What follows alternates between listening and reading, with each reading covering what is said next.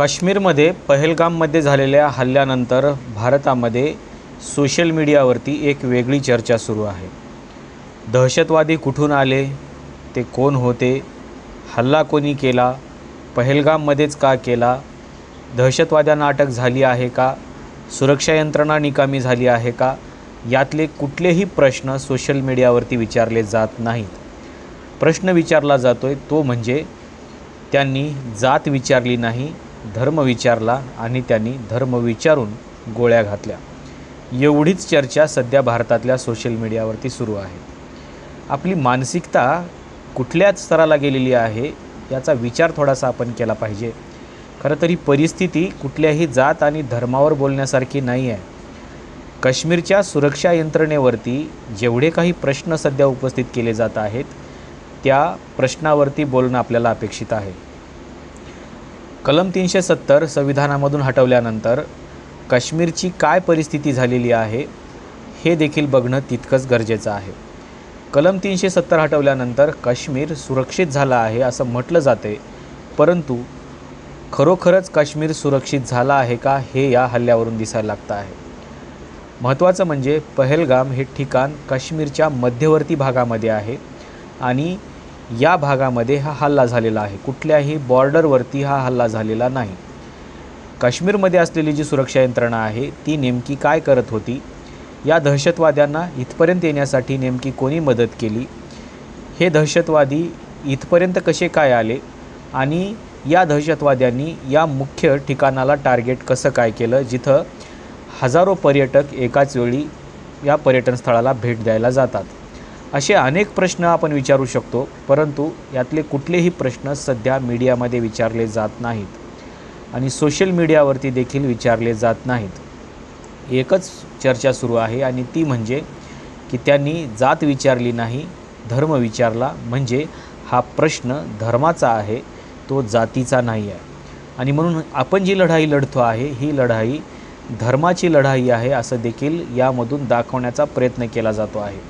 आणि म्हणून धर्मासाठी आपण एकत्र आलं पाहिजे आणि धर्म म्हणून आपण एकत्र आलं पाहिजे याची या माध्यमातून देखील एक सविस्तर चर्चा सध्या सोशल मीडियावरती केली जात आहे।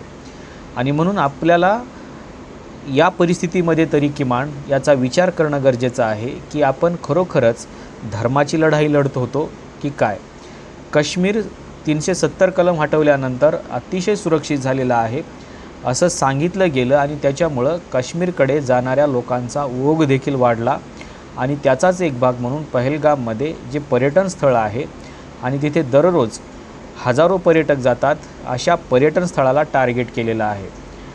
हे दहशतवादी नेमके पकडले गेलेत का, ते नेमके कोणी बघितलेत का, किंवा त्यांचं काही व्हिडिओ फुटेज आहेत का, यातली कुठलीही चर्चा सध्या सुरू नाही आहे। तर चर्चा फक्त हीच आहे की धर्म हा कसा टार्गेट केला गेलेला आहे आणि मग ते विशिष्ट एका धर्मियांकडून आपल्या धर्माला कशा पद्धतीनं टार्गेट केलं जातं आहे हे सांगण्याचा प्रयत्न सध्या या देशामध्ये सुरू झालेला आहे। खरं तर ही अतिशय लाजिरवाणी गोष्ट आहे की अशा परिस्थितीमध्ये आपण जे प्रश्न या देशातल्या गृहमंत्र्यांना, या देशातल्या पंतप्रधानांना किंवा या देशातल्या सुरक्षा यंत्रणेला विचारणं गरजेचं आहे, ते प्रश्न आपण कुठल्याही मीडियामध्ये विचारत नाही। आपण थेट प्रश्न विचारतोय की त्यांनी धर्मालाच का टार्गेट केलं आणि धर्म विचारूनच त्यांनी गोळ्या का घेतल्या। कारण आपल्याला धर्मासाठी एकत्र यायचं आहे हे या हल्ल्यामधून दाखवून द्यायचं आहे। आणि म्हणून ही जी लढाई आहे ही लढाई आपली धर्माची लढाई आहे हे सांगण्याचा प्रयत्न सातत्याने या सोशल मीडियाच्या पोस्टच्या माध्यमातून केला जातो आहे। आणि म्हणून जातीच्या मध्ये जे काही आपली विभागणी झालेली आहे ही विभागणी बाजूला करून आपण धर्म म्हणून एकत्र यायला पाहिजे अशा प्रकारची जी प्रचारकी सुरू आहे ती कुठेतरी घातक असल्याचं आपल्याला पाहायला मिळतं आहे। आणि म्हणून या हल्ल्याच्या निषेधार्थ आपण सगळ्यांनी एकत्र येऊन या सुरक्षा यंत्रणेला सपोर्ट केला पाहिजे आणि सुरक्षा यंत्रणेला कामाला लावलं पाहिजे की नेमकं हे घडलं कसं काय याचा शोध घ्या। परंतु याचा शोध न घेता आपण सातत्याने वेगळे प्रश्न विचारतोय आणि या लोकांमध्ये आपल्याला धर्म आपला वाढवणं आणि धर्मासाठी आपण एकत्र येणं किती गरजेचं आहे याचा प्रचार आणि प्रसार केला जातो आहे। आणि म्हणून हे सगळं घातक आहे हे आपल्याला पाहायला मिळते। ही गोष्ट चांगली आहे की आपण धर्म म्हणून एकत्र यायला पाहिजे, परंतु अशा गोष्टीचा प्रचार धार्मिक ऐक्य करण्यासाठी केला जाता कामा नये. आपला धर्म वाढला पाहिजे, आपला धर्म चांगला झाला पाहिजे, आपल्या धर्माचं ऐक्य झालं पाहिजे. ही जरी गोष्ट खरी असली तरी अशा बाबीचा उपयोग हा धर्माच्या ऐक्यासाठी करता कामा नये. महत्त्वाचं म्हणजे आज जरी याचा धर्माच्या ऐक्यासाठी वापर केला गेला तर उद्या याचा राजकारणासाठी वापर केला जाऊ शकतो आणि बिहारच्या येणाऱ्या राजकारणामध्ये देखील किंवा येणाऱ्या निवडणुकीमध्ये देखील याचा वापर केला जाऊ शकतो.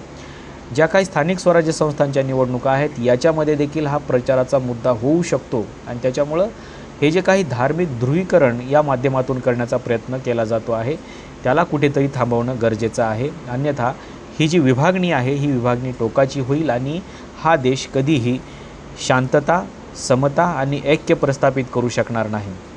आणि म्हणून या अशा गोष्टींसाठी आपण सगळ्यांनी आपापले जात, आपापले धर्म विसरून एक दहशतवादी ऑर्गनायझेशनच्या पुढे आपण उभं राहिलं पाहिजे, त्याच्या विरोधामध्ये आपण उभं राहिलं पाहिजे. पण तसं होत नाही आहे. आपण या गोष्टीचा देखील वापर आपल्या धार्मिक ऐक्यासाठी करायला लागलेला आहे. ही सगळ्यात लाजिरवाणी गोष्ट आहे आणि म्हणून या गोष्टीचा निषेध करत असताना आपण आपला धर्म, आपली जात या सगळ्या गोष्टी बाजूला ठेवून दहशतवादाच्या या कृतीच्या विरोधामध्ये आपण सगळ्यांनी एकत्र आलं पाहिजे. परंतु तसं चित्र मात्र सध्याच्या सोशल मीडियाच्या पोस्टवरून आणि सध्या मीडियामध्ये सुरू असलेल्या बातम्यावरून आपल्याला पाहायला मिळत नाही आहे. आपल्याला नेमकं या प्रचाराबद्दल काय वाटतं हे सांगायला विसरू नका. आजच्या व्हिडिओमध्ये आपण इथेच थांबूया. धन्यवाद.